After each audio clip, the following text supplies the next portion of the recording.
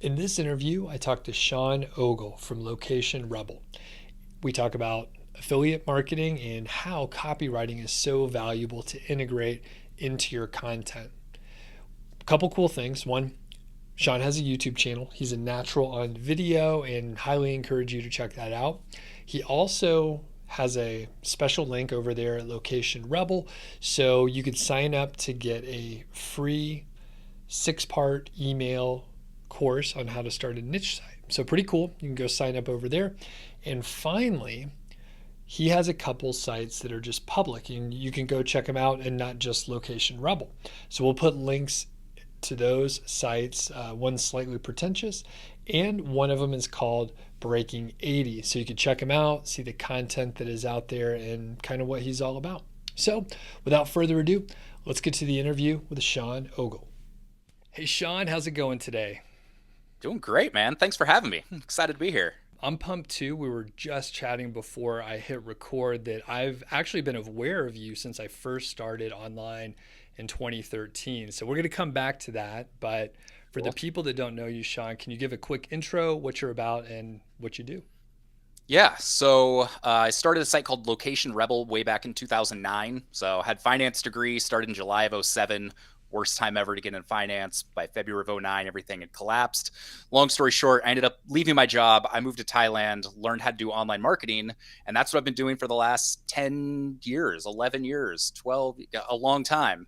Helping people build niche sites, helping people build freelance writing businesses, and generally allowing people to build businesses that give them the ability to spend more time doing the things that they love to do. That's kind of what I always come back to. It's like, how can you build something that's going to allow you to spend more time with friends, family, make money in the process, and create more cool stories? Because that's what life is all about. And I take it that was the driver that sort of pulled you out of the corporate gig. Do you kind of remember those days sitting in the cubicle and what was it like thinking about making that transition?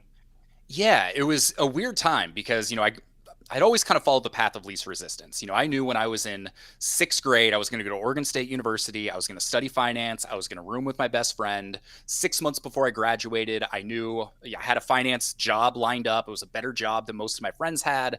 I was excited to go wear the suit and tie and go into an office. And it was for a small financial services firm. So there's only like 5 of us in the office. And 6 months into it, you start to realize, and you're kind of like, wow, this is not what I expected it to be. And you do this in a market that's like crashing.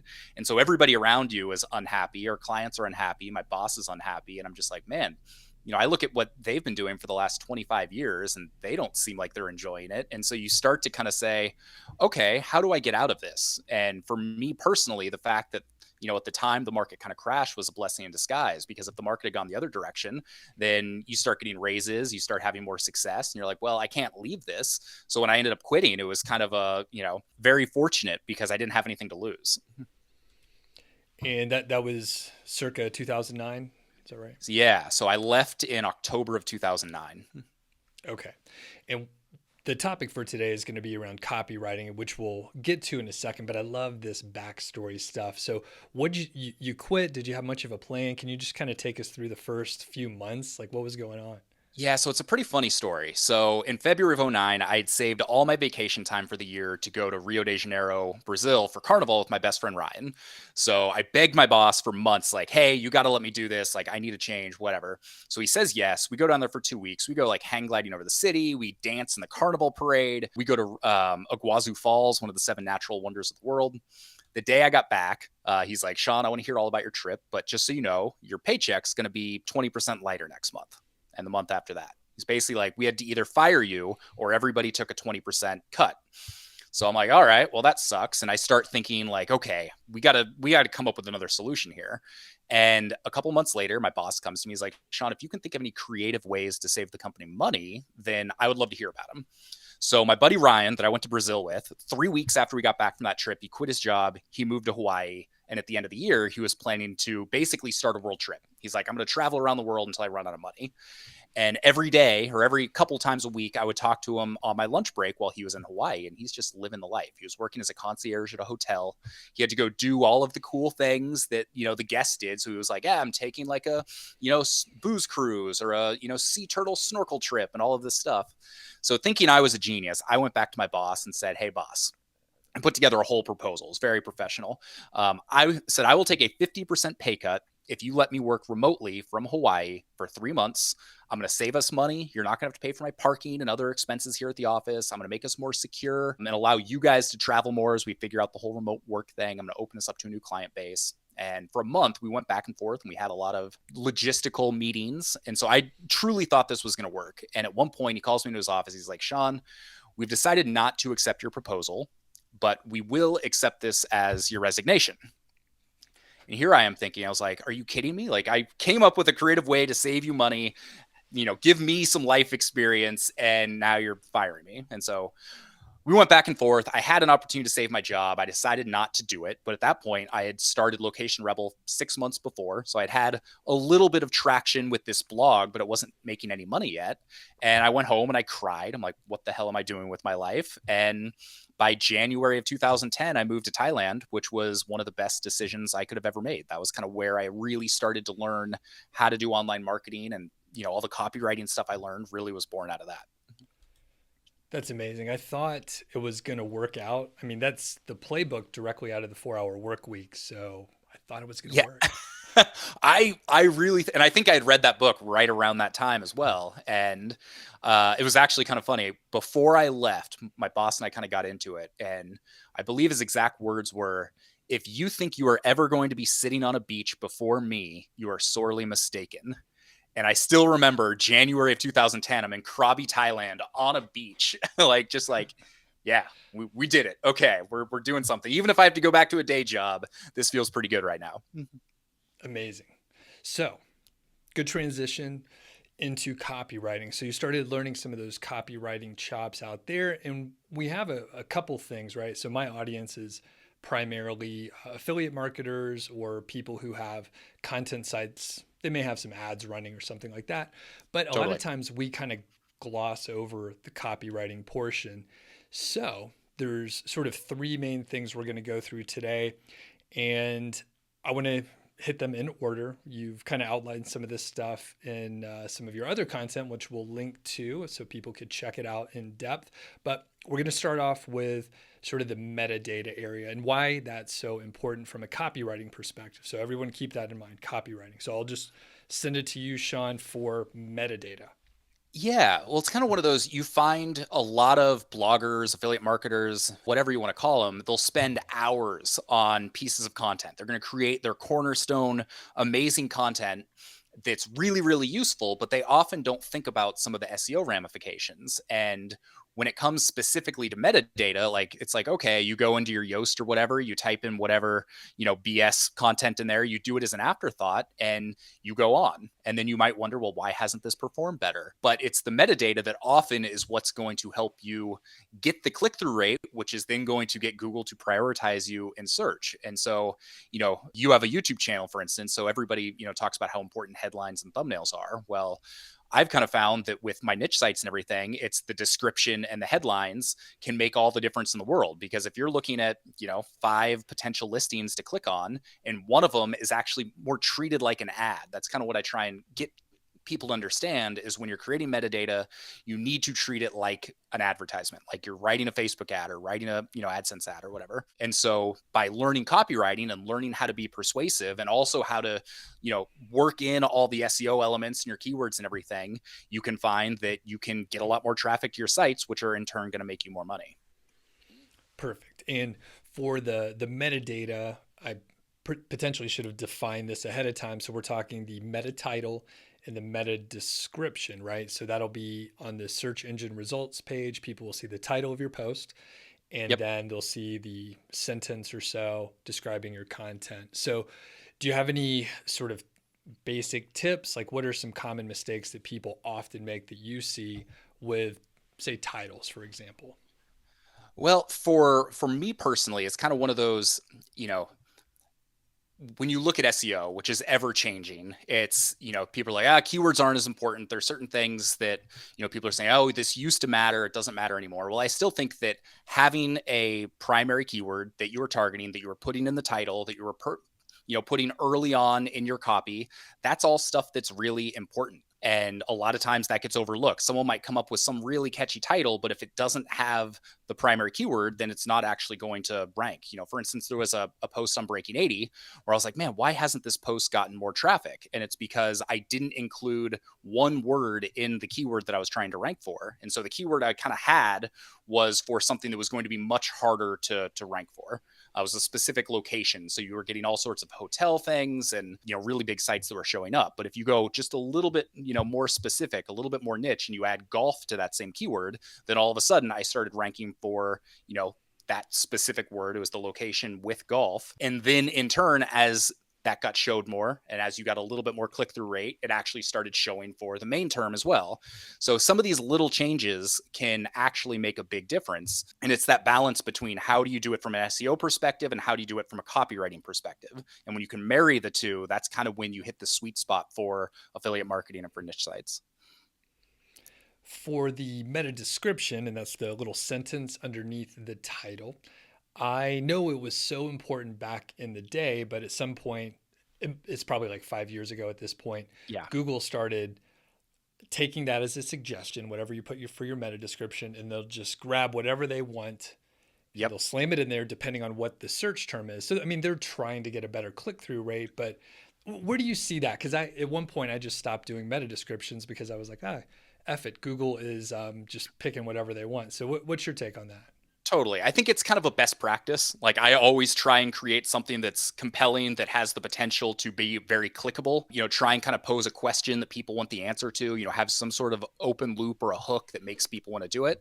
Does it always show up? No. And you'll see that Google will serve different metadata for the same page depending on what the search query was.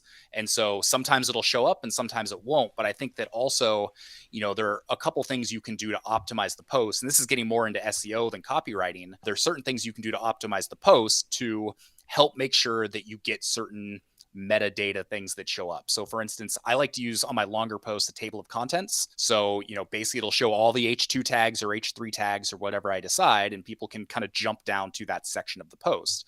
Well, oftentimes what you'll see is that you'll have links in your metadata to specific sections of the post.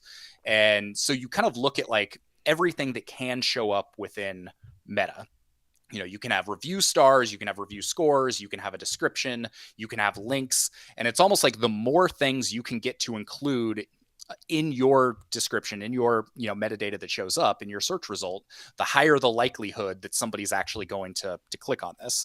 And so I try and structure all my posts, especially if they're review posts or whatever they are, with as much of that stuff as I can to give myself the best shot at it. And I would say, these days it's probably only a third of the time or maybe half of the time that my description that I want to show up actually does. But usually you can still get fairly high click-through rates if you have optimized the rest of your post as well. That's a great point. And I forget about how much real estate Google gives certain results compared to others. And you may have to look around on your site, different keywords and all that sort of thing. And then you'll see every now and then someone gets like 4 times as much space because they have all those subheadings and some other rich data in there.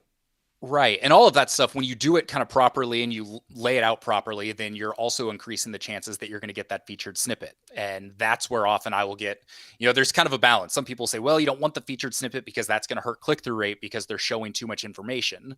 For my posts that have gotten that, usually I've found that they haven't shown enough. They show just enough to kind of entice you. For instance, I had the featured snippet for best golf gifts for a long time. And I was getting a ton of traffic because it would show, maybe 5 of them, but then you've got another 30. So people are clearly like, oh, yeah, I want to see this. And so really trying to figure out how to structure your data and trying to do it in just an organized way. The clearer it is for you, the clearer it is for the user, the clearer it's going to be for search engines to be able to prioritize that type of thing. And the easier you can make it on, everybody else, the higher the likelihood that you're going to start, seeing increases in search. And this is all very generic, kind of low level advice, but I've kind of found that you don't have to be an SEO expert. You just have to follow some basic best practices to start seeing some success.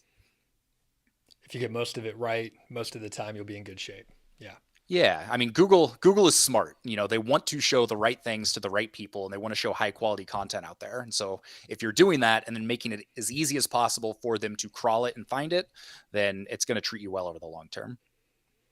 One of the other big ranking factors is how long someone might spend on your site, which indicates to Google, hey, they're getting good information over there. And let's talk about how that relates directly to copywriting. Yeah. So one of the earliest copywriting lessons that I learned, and this kind of applied specifically to long form sales letters, but I think it really works for, blog posts, cornerstone pillar content as well, is the sole purpose of every line you write is to get people to keep reading the next line. And so that's often how I kind of approach my writing and my reviews, my blog posts is what can I write that's going to make people want to stick around? And there's a concept called open loops where basically you pose a question or you leave people with a cliffhanger and then you kind of say, okay, we're going to get back to that. We'll answer that later on. And then you change the subject. So you leave people with this kind of question in their mind that says, oh, but I want to know what the answer to that is. People generally naturally want resolution. So they're going to keep reading to find the answer to that. And really good copywriters, they might weave, 2, 3, 4 open loops within a single article. So people are just constantly having questions come up that they need resolution to. And the only way to do that is to then keep reading. And as you mentioned, one of the biggest ranking factors for search is how much time people are spending on your site. Are people getting the results they need, or are they showing up for 20 seconds and then clicking back and going to, a different search result? So if you can create compelling content that's answering people's questions while also posing new ones and, piquing their curiosity and getting them to keep reading, then that's generally going to serve you well. And, really that's one of the good tenets of copywriting is being able to hook a reader in and continue to do it. And if you can marry that with also understanding SEO and how to work in your different keywords and everything, then you really start to find the sweet spot where you can really make a niche site work well for you. I'm going to put you on the spot. So if we need to just skip this, we can. Yep. Do you have an example from maybe one of your sites where you do have an open loop so people can get an idea? And I'll buy you some time. I love open loops in TV shows. So Yeah. I'm thinking, it's tons of shows do this, but a lot of these bingeable shows like Breaking Bad, for example, you have 5 big major problems that happen. Did you watch Breaking Bad? I've watched the first season of it. Okay, so it didn't hook you well enough. No, actually, it did hook me. The thing with Breaking Bad is my wife was basically like, it's too intense for me to watch at night. And generally, I don't watch TV unless it's like, an hour before bed with her. So I was like, as much as I want to watch this, I'm not going to take the time to go and watch it. Well, it gets worse. So it's good that you stopped after the first season. So what happens in Breaking Bad and many other shows, you'll end up with a like 5 or 6 things that need to get resolved. They'll resolve Yep. like 3, and then maybe at the very end of the episode some other major catastrophe is going to happen, so you have to watch the next episode to get resolution to all these open loops. So that's a great example. I'm sure people can think of open loops in TV shows that they enjoy as well. And Sean, do you have any examples from your content? That's what I'm trying to think about, a really good example. And one, I would have to go back to see how deliberate it was, but there was a blog post that I wrote recently on Breaking 80 that was comparing 2 launch monitors. So basically devices you stick behind you on a driving range that tell you how far you hit it. And these are 2, they're both about $500. So people are constantly saying, okay, which one's better? And they're ones where they both do a good job, but they do very different things well. So you kind of try and bring up, it's like, okay, this feature is great on this, but in a minute, we're going to talk about why it may not be all that it's cracked up to be. And the way I generally like to do those comparison reviews is you kind of give each one a score. So it's like price, which one wins, presentation, features, ease of use. And so that's kind of one of those that I found it's not quite as deliberately asking a question and giving them a resolution. But when that there's going to be those rankings, people are interested in what those are going to be. So if the first thing you say is like presentation, like how does it look in the box? This one goes to FlightScope 1 to 0. It's kind of asking the question. It's like, okay, well, well, what's the Rapsodo going to win? What's the other one going to win? And so it kind of keeps people reading. And then you try and come up with a few different things within those. And I think I did this in this post where it's like, well, there's actually one glaring problem with this flight scope one that we're going to talk about in a minute. And so I think that's one example, and, maybe we can link to that post or whatever, but, really trying to think of ways, okay, how can I hook people in, and what are the questions I would be asking as a consumer? That's kind of why I say it's like, what do I want to know? What would interest me? And if it's interesting to me, then generally speaking, it's probably going to be interesting to other people. And that's how I try and structure things. Perfect. Good thinking. I don't know if that was a good answer or not, but that was the best I could come up with on the spot. That's pretty good. And I was going to say, just as you were saying that, probably a tip, and you could let me know if you agree, is you maybe would write your article and then come back, and then what's going to happen later, what's covered later, so you can put in a little hint, a little foreshadowing to what's coming up. And that's a good way to open a loop, even if you didn't have it in there initially, because I know sometimes people get bogged down with writing. Absolutely. And I think that's one of the best things you can do is write your post. And then usually it's pretty easy to kind of go back and structure things where it might even be a sentence or two, just kind of like tease, I know that we're talking about this feature later on. You might just tease something that says, oh, by the way, there's one killer feature of this product that makes the whole thing worth it. Stick around to figure out what that is. And that it could be as simple as that. And those tend to work really well. Awesome. And then we'll hit the final point here about copywriting and actually why it's so important for affiliate marketers, and that's building trust. So how does it tie in, Sean? Trust is the single most important thing you can have on the internet. It's very hard to get and it's very easy to lose. And through your copywriting, and this goes less into like persuasive writing, but just your writing in general, is like, how open are you being? How vulnerable are you being?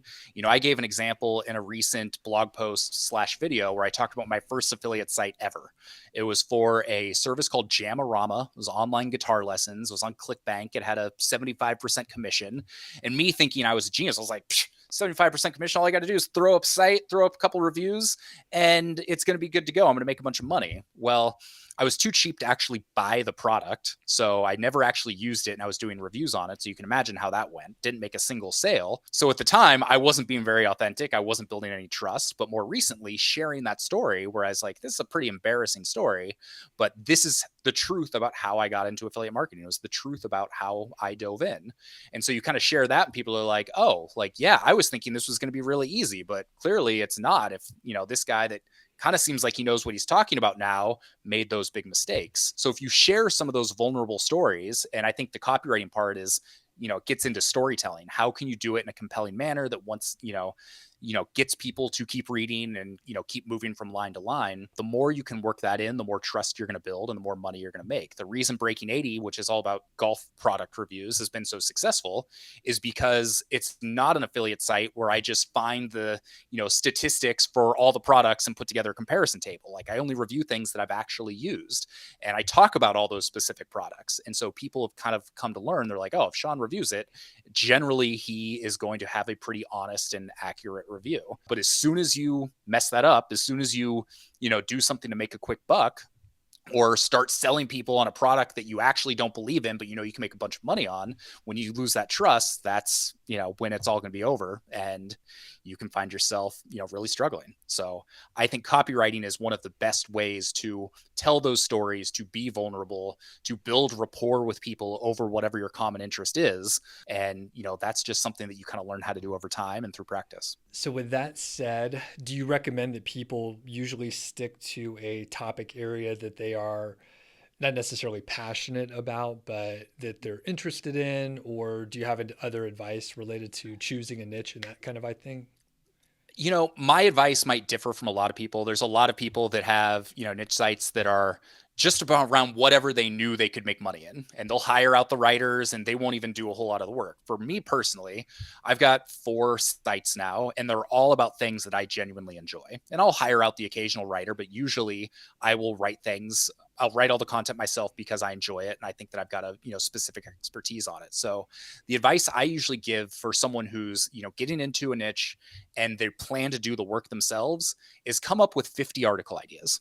If you can't, off the top of your head, come up with 50 article ideas for a new site, then you're going to find yourself struggling to create content. And then once you've got those ideas, then go dive into some of the keyword research and make sure they're things that people are actually searching for. And then from there, you can dive in and be like, okay, are there affiliate products that are related to this? Can you actually make money off of these things? And so, I think that it certainly helps if you have passion for your particular niche, because if you have passion for it, then you're genuinely going to want to learn more about it. You're going to become more knowledgeable about those subjects. Where if you're not, for instance, there was one from early on in my online days where I had a friend who had a site on dog checks with dogs on them, and he was making like $5 or $6 a month as an affiliate site. But he eventually got to the point where he's like, yeah, I can't do this anymore, and he sold it just because it's like, I care less about dog checks.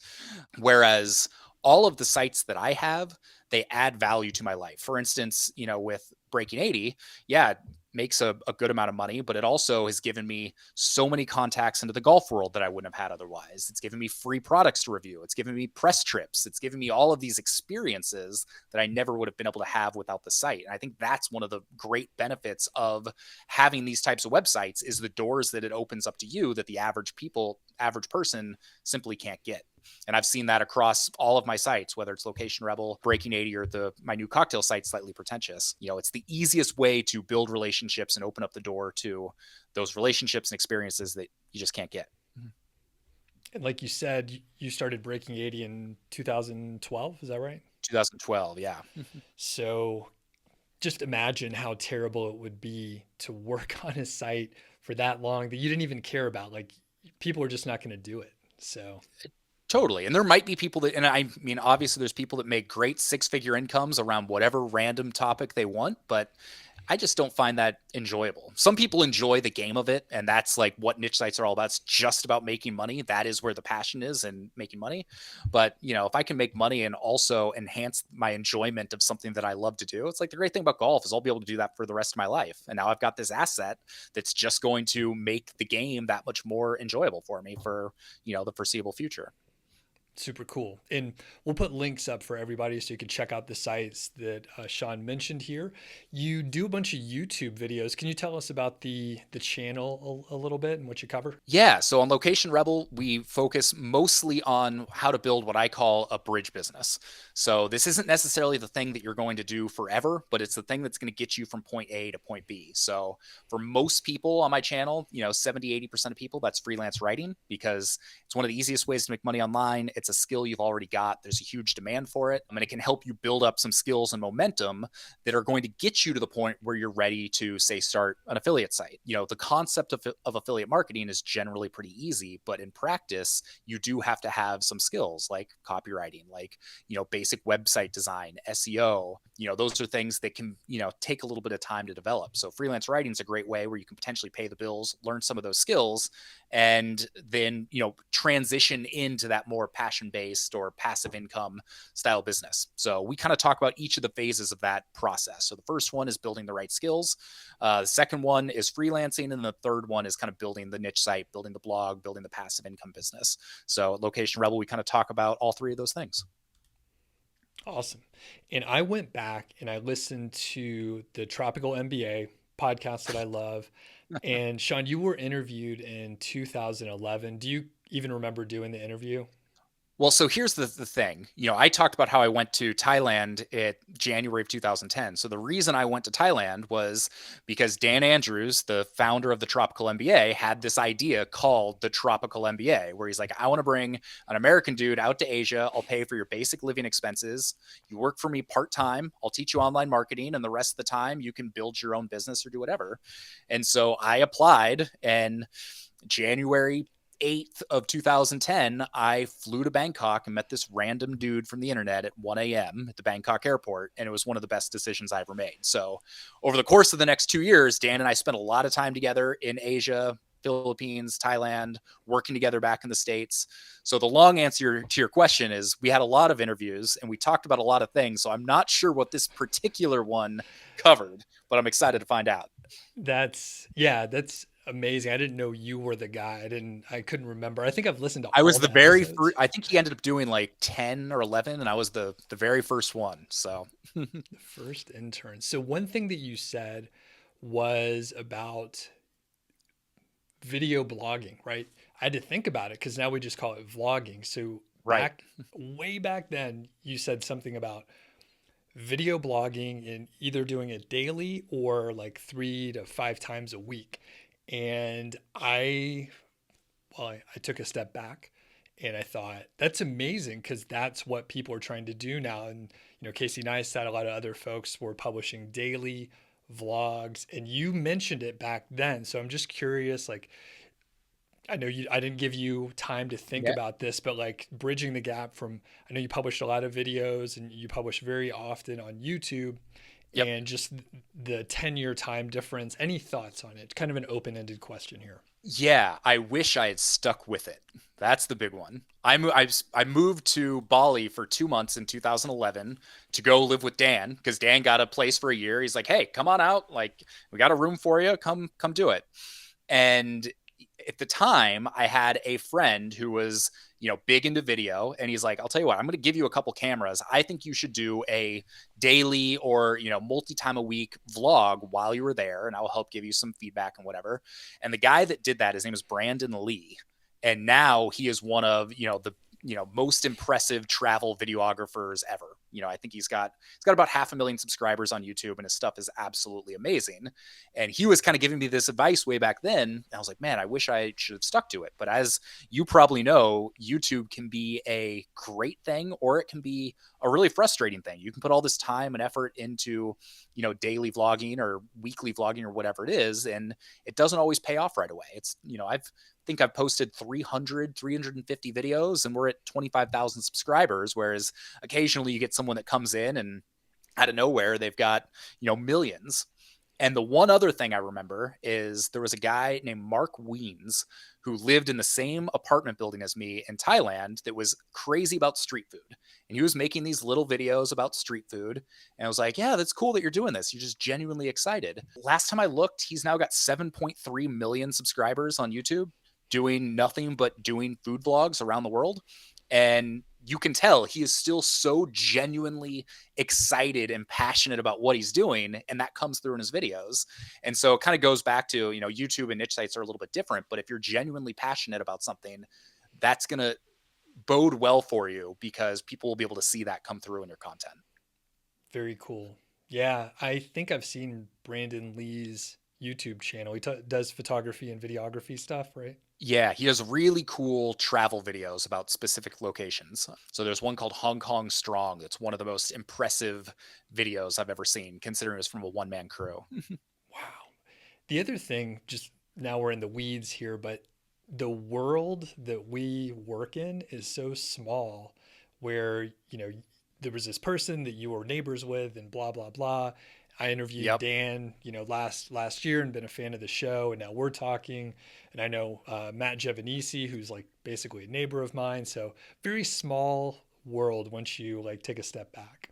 It really is. And, again, I've been doing this since 2009. So you get to know a lot of people throughout that process. But it's also interesting to see the people that stick with it long term. It's interesting to see the people that kind of come out of nowhere and all of a sudden, have these huge followings. Like I remember I tweeted, do you know who Matt Diavella is?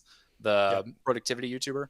So I tweeted him something a while back, a couple months ago. And the reply I got was, "Oh shit, Sean Ogle, I've been following you since for years." And I went back and found the Twitter notification email of him following me in like 2011 when he had like 43 Twitter followers. And I was just like, man, it's crazy to see. Like sometimes that can be demotivating. We're like, wow, like look at all these people that have come so much farther, so much faster. But then you take a step back and you're kind of like, oh well, we've done okay. Yeah. You're doing it um, right. You're doing but it right. it is a very small world to say the least. Very cool. Well, thanks, Sean. Where can people find you? Locationrebel.com is probably the easiest place. YouTube.com/locationrebel. Instagram is just at Sean Ogle, SeanOgle. Same thing for Twitter. And if you're into golf, breaking80.com with 80 spelt out. And if you're into cocktails, slightlypretentious.co. Awesome. Yeah, we'll link up everything so it's easy for people to get to. And you do have a bit of a freebie for folks. So I will make sure that that link is out there too. And do you want to just do a little description of what that freebie is for folks? Yeah. So if you're looking to build kind of your bridge business, if you're looking to start online, but you're not totally sure the best way to do it, you can just go to locationrebel.com/hi. We put together a free 6-day course that kind of walks you through everything you need to know that you don't really know you need to know. So it's a great starting place for someone that wants to get online, but they're not exactly sure how to go about doing it. Thanks a lot, Sean. Appreciate it. Thanks, Doug. Really appreciate it.